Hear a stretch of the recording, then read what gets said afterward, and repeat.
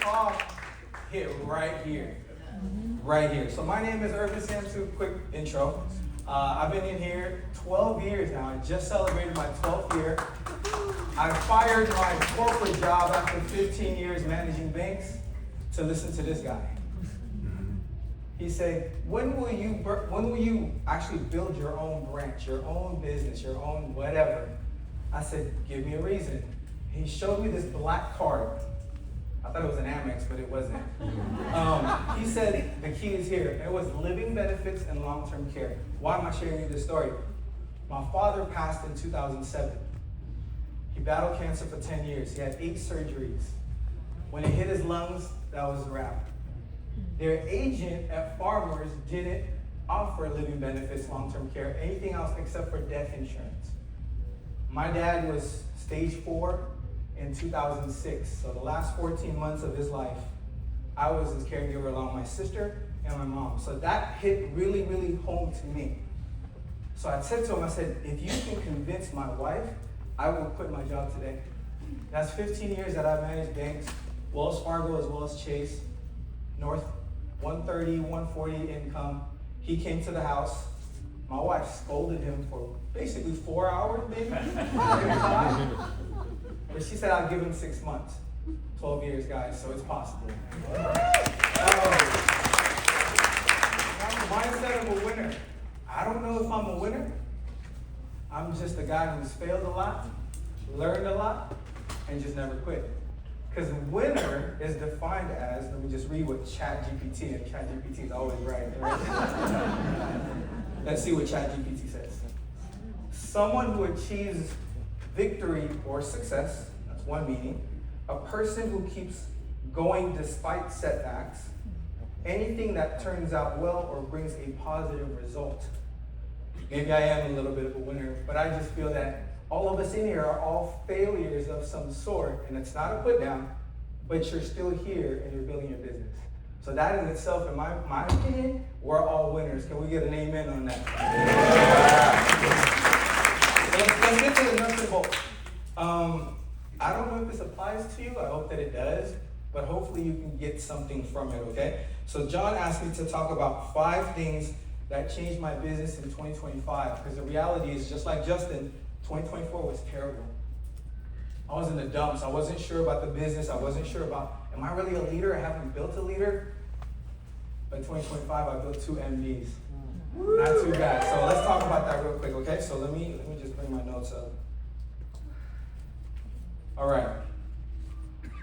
We're going to be winners. We already are. But in 2026, I need you to be a winner, not a wiener, not a whiner. Not a wiener, not a whiner. Because a lot of us give excuses. Would you all agree?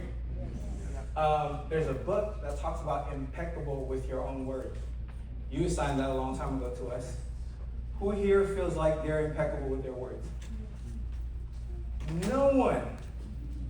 Again, who here feels like you're impeccable with your words? Words. Yes. Meaning that you say what you mean what you say. Is that anybody in this room? Because if that's not you, you might as well just leave now, because no one's going to trust you. That's just the reality of it all, right? So if you can't be honest with yourselves, how are you going to be honest with clients and help them through all the stuff that you learned today so far? You can't. So you have to be impeccable with your own words. And if you're a leader, they see that you're not impeccable, would you follow them? No.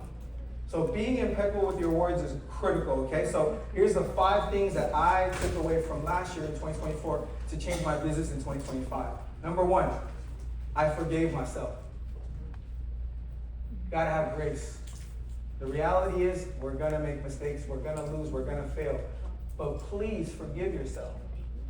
Because the reality is, the sun still comes up tomorrow, right? Why wouldn't you? Unless God says it's not time for you to wake up anymore. So give yourself grace. Secondly, or part of that, give yourself permission to do better.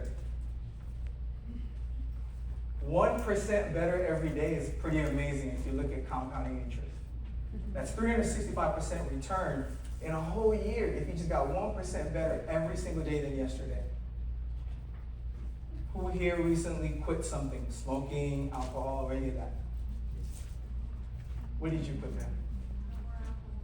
How long has it been?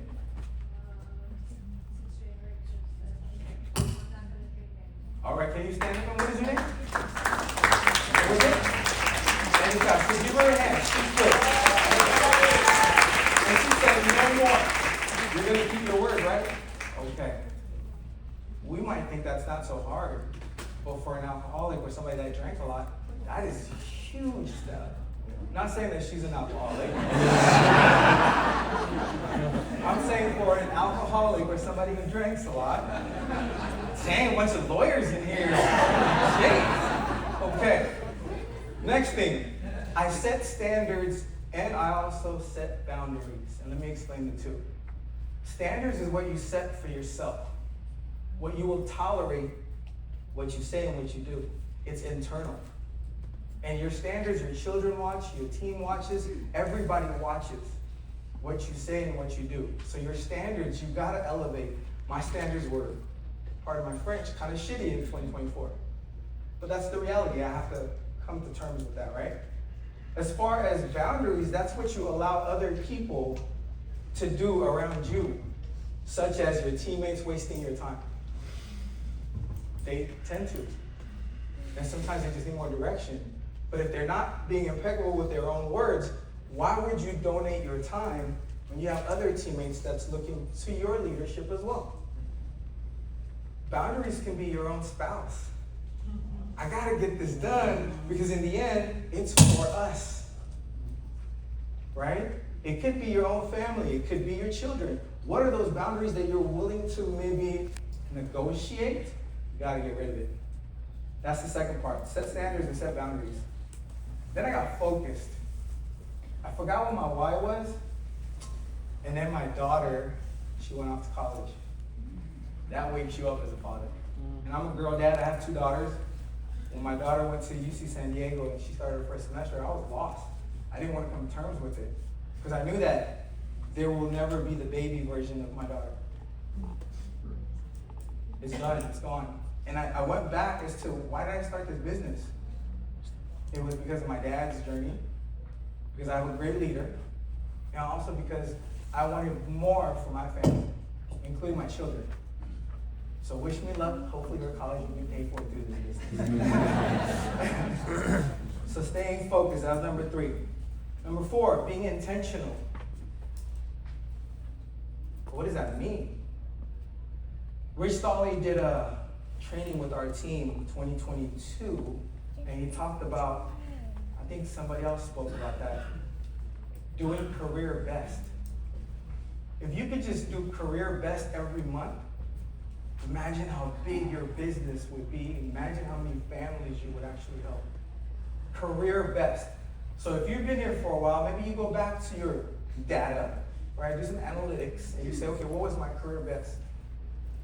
This past year, recruiting-wise, was not my career best, but my personal production, my income, I think grew by 30%, right, John? Something like that. That's not too bad. I think I kind of beat Rob's performance there at the 9.5, right? So are you doing that? Are you studying your numbers and are you being intentional with your daily habits? It's not a matter of managing your time. It's a matter of maximizing your time. I had a conversation with a couple of teammates from Rico's team on the plane. And the wife said, it's kind of difficult to do this business when it's part-time with my real estate. I said, how so? And she said, just learning the stuff and so on and so forth. I said, I don't know if you're really part-time, full-time, sometime. How about you just maximize your time?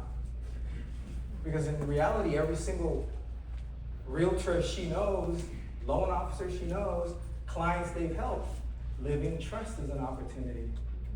Living benefits is an opportunity. Mortgage protection, right? And then you can review their retirement. Maybe there's a rollover, FIAs, all of these things. So you can't say, I don't have time. And you can't say, I want to be balanced, because balance doesn't exist. It's about being aligned with your goals, your why, and being intentional every single day with every minute of your hour. That's what I got to do last year, and the results showed. And then lastly, consistency. Turtling is a speed, right? as long as you move forward. It's still a speed. It's one of the slowest animals out there. But if you turtle your way 21 years, look what she's accomplished. Look at all the years that Avo's in business, what they've accomplished. John, June. We want to compare to them, but we want to do it in a day, a month, a year. This is where I feel imposter syndrome happens. Think about that for a second. If I'm comparing up every single time, I feel a lot less, wouldn't I? And then I'm like, can I really do that? Am I really him? Am I really her? Imposter syndrome. And then your mind just takes you on a spiral. But what if I'm an immigrant from Indonesia? I look at my life, I look at what the life that my family left so as me and my sister could be here in this life. Maybe I wouldn't be thinking of imposter syndrome. Maybe I'll be having a little bit more of an attitude of gratitude. Yeah. Right? Maybe that's the difference. And for all of us in this room, majority of us, we are an immigrant in some way, shape, or form.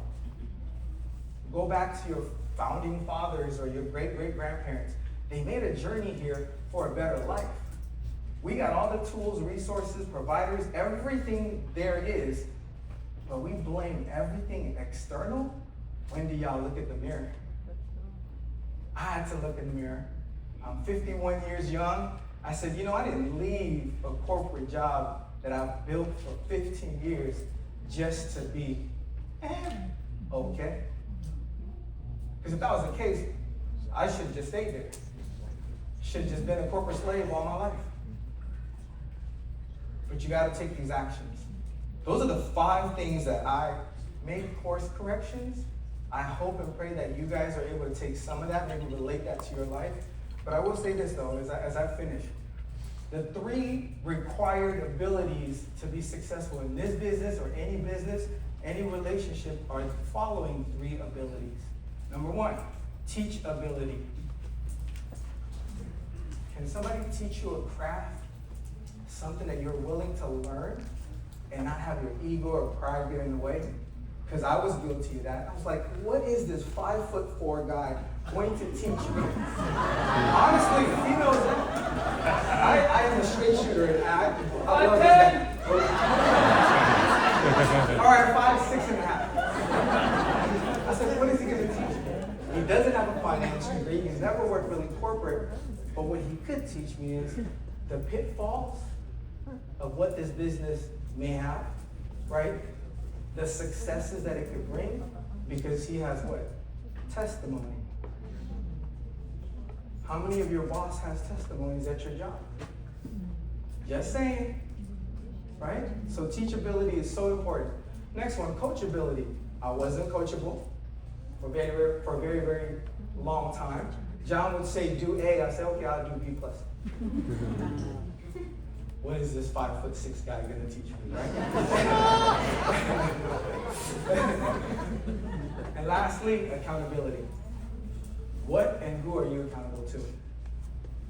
Your significant other, your goals and dreams, your wives, your children, your leadership, the people you actually brought onto the business and made a promise, but you didn't hold your end.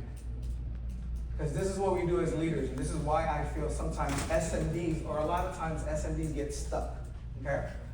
They focus on their goals of EMD and beyond, but they project that into the team when in reality, they should start building why first. Oh, I got these 5 folks, I'm gonna build them, build them, build them. What about your personal production? What about your width? Oh no, candy company takes the 5, bye-bye, then your business is done. We're in the distribution and leadership business. Build your distribution channels. I, Syamsu, approve this message. Thank you guys.